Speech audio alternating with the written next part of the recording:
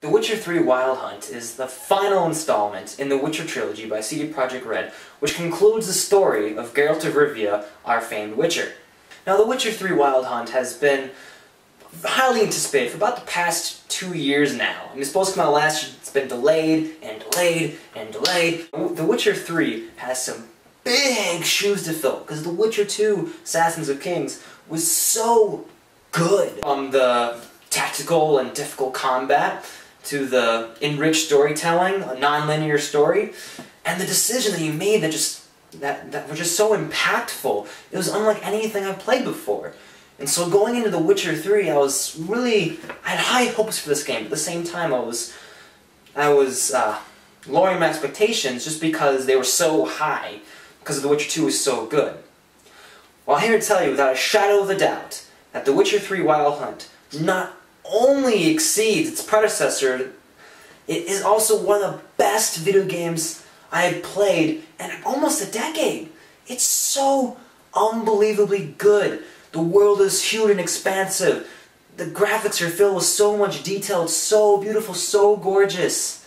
Every little detail has been looked at, and as such it looks so real and believable. The facial animations are so good. Every character, you see the emotion on their face, and you connect to that, and it's incredible. The questing is amazing, it's so engaging, so many stuff to do, so it's not just an open world of nothing to do in it. It's one thing to have an open world, but if you got nothing to do in it, then what is the point? But no, the game throws you into such a huge world with so much to do, in an epic, albeit a little bit underwhelming storyline. I loved almost everything about this game. Now, that being said, it's not perfect, but perfection is not really plausible if you really think about it, but it comes close. It comes so close. Looking for things I don't like about the game at this point is like a chore. So first off, I'm going to start off with the story. It's awesome! Before I get deep in the story, I just want to let you know that there are no spoilers in this review at all. This is the last game I want to spoil for you. Now, unlike The Witcher 2, the story isn't quite as complex. Now, that's not really negative to The Witcher 3. It just means it's different. That being said, as a result, the beginning of the game is rather slow. I mean, when I first started playing this game, I was not exactly driven to go through the story. I mean, I wanted to do it, but it wasn't like I felt like I really wanted to do it. I didn't get into it, basically, yet. It was kind of slow at first, teaching the systems. The prologue's really not that enthralling. But then once you get past the prologue, it sweeps you on this epic journey. You play as Geralt of Rivia, a Witcher, for those who haven't played the other games. And basically it's a mutated monster slayer. A pretty badass one at that. Now this is really about Geralt. Now the other game, I played The Witcher 2, I didn't play The Witcher 1. The Witcher 2, the big thing I didn't like about it was the character Geralt. He wasn't bad, it's just he wasn't really that enthralling or that relatable as a character. And part of that was how Witchers, especially Geralt, are kind of ripped of like their ability to emote emotions. Like they still feel them, but it's just it doesn't show it very well. Now in The Witcher 2, that really took me out of it just a little bit. But in The Witcher 3, even though he still has the same thing about not being able to emote his emotions very well, I really cared for Geralt. Like I really connected with him. I understood where he was coming from. I knew what he wanted to do. And I just really cared about him, and caring about the character you are playing as and you're stuck with for a huge game that spans hundreds of hours, it's important to like your character. So in Geralt's final chapter, we're searching for Geralt's long-lost adopted daughter, Ciri. Now, I'm not going to go into too many details about Ciri, because Ciri is a really awesome character, a character I still do not fully understand. Now, it's not just simply follow the trail and you find Ciri, and it takes you 10 hours. Oh goodness, no. There's a lot of things in your way. You have to do some investigation, you've got to help other people to get information, and at times that may seem tedious to some people, constantly having to trade a favor for a favor. But it never really held it back for me, because a lot of the side stories on your path of the main mission is just so awesome, and I care about these stories, and the game makes you care. And one thing that this game does so much better than its predecessor is the characters. because I never really cared about the characters as much in The Witcher 2. I did a little bit, but not as much as other games like Mass Effect or Dragon Age. But this game, it nails the characters so well, and a large part of that is the voice acting. It is excellent, it's superb, and it makes you care about every single character. Every single one. I don't think there was a single weak actor or weak character. If there is, I don't remember. If there was a weak character, it was overshadowed by all the other good characters, so I didn't notice. When you care about your character and the other characters that your character interacts with, it just completely enhances the story, even though the main story is quite simple if you look at it from an overall perspective. The fact that you care about these characters and how they interact with each other and where their stories are going, it is incredible. As it gets going, as you progress further and further, you get more and more into it. It never dulls it down. It doesn't. It only builds, builds, builds, and builds. The final act is so epic and awesome and really engaging and really incredible. It's just incredible. The characters are excellent. I can name them all. I love all of them. The one I gotta talk about is Ciri. She is very complex. And there are times you get to actually play as Ciri, which is a really fun time, because she's got some really sweet powers and abilities, and also you get to see more of her character, and then really in that case, then relate to her, and want to see her story follow through. Now, continuing on that thread, Ciri is, I think, one of my favorite characters ever made in a video game. Now, that's a bold statement. It is. I could probably make a list, and she probably wouldn't be number one on the list of my favorite characters.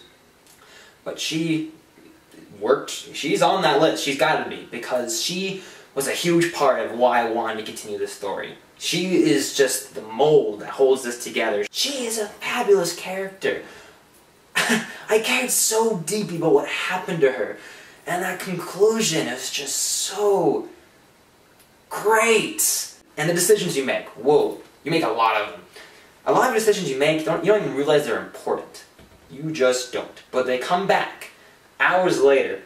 And when I was first playing through this game, like my first 20 hours in, I didn't even think I was making any decisions. I was like, where are my decisions and my consequences for my decisions? Where are they? I don't know.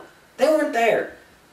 But then, as the game progressed, I started to see my decisions that I made way earlier in the game.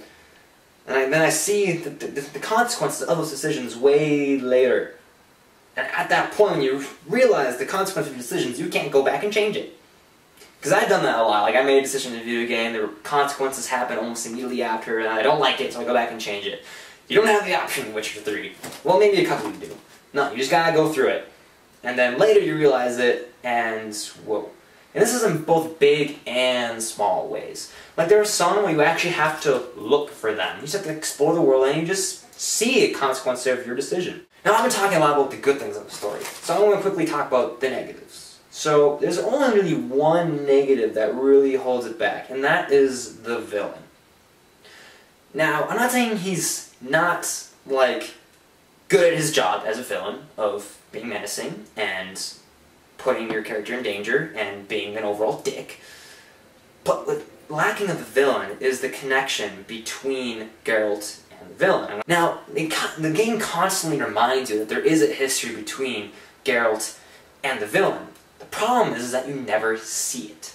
You never see it. They see each other, I think twice in the entirety of the game. And one of those is the final fight. And as such, you don't feel the need to stop him and kill him.